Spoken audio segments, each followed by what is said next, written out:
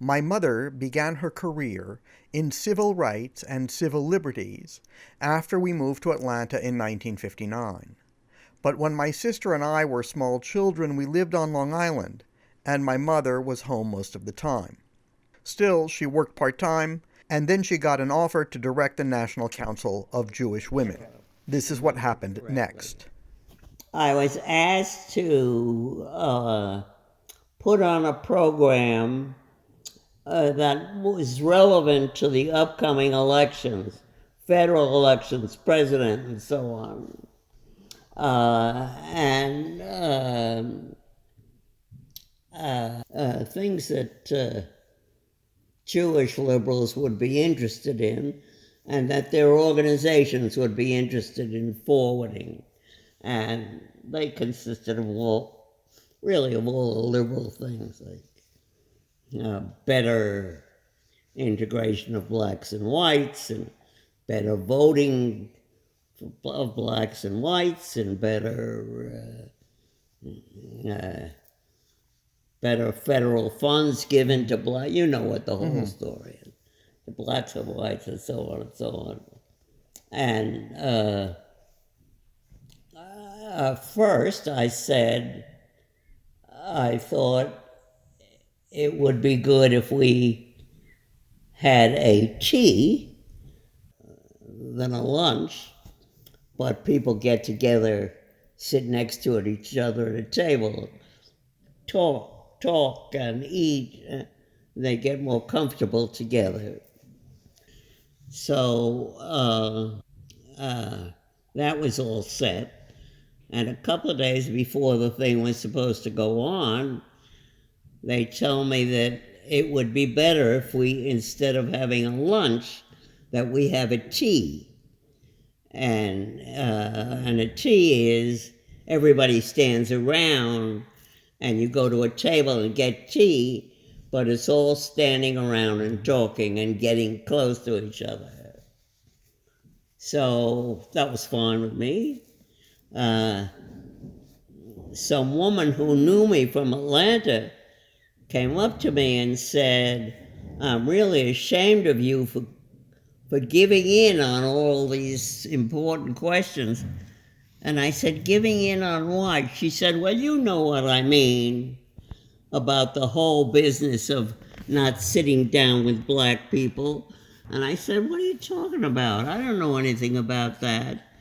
She said, "Are you trying to tell me that you didn't change from a lunch to a tea so that nobody would have to sit next to, everybody would sit down and half of everybody would have to sit next to a black person? Is that what you're trying to tell me?"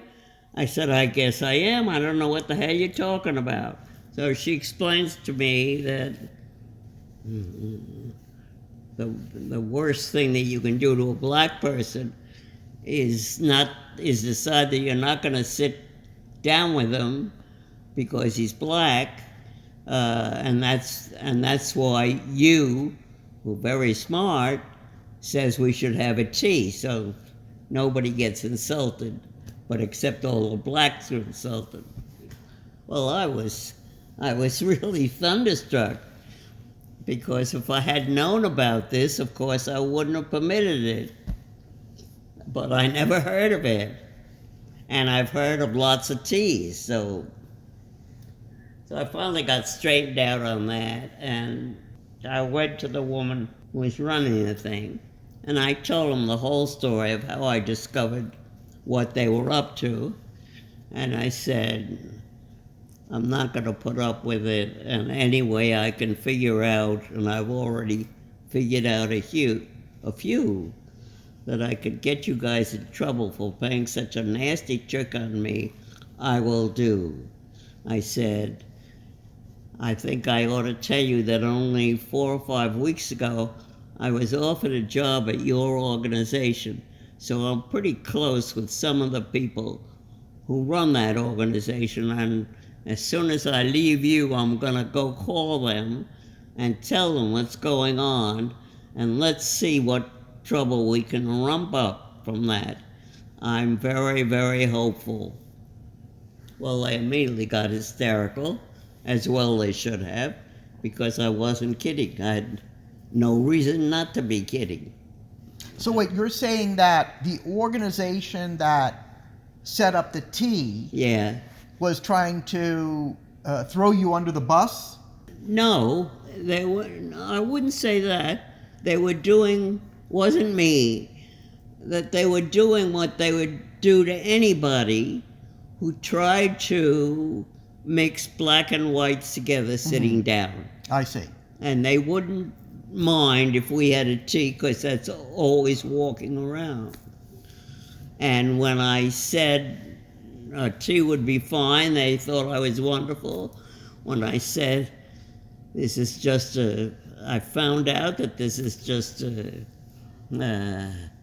trick to get me to discriminate against people, and I'm not going to do it. And they said, well, won't it look funny if you agree to do it and then you say not to do it? I said, no, I'm going to explain to them exactly what happened and show them that you're all a bunch of racists. And I'm going to be the first one that attacks your organization as being racist. Do you remember what organization it was? Yes, the National Council of Jewish Women. And I said to them, 4 or 5 weeks ago, they interviewed me because they wanted me to run the organization. So you can be sure that I know a couple of people really well, and those are the ones I'll go back to and tell them, you offered me the job and you need to get someone like me to do the job, because you've got a nest of vipers there. So that just turned the whole place upside down. And they fixed it all, but I refused to take the job.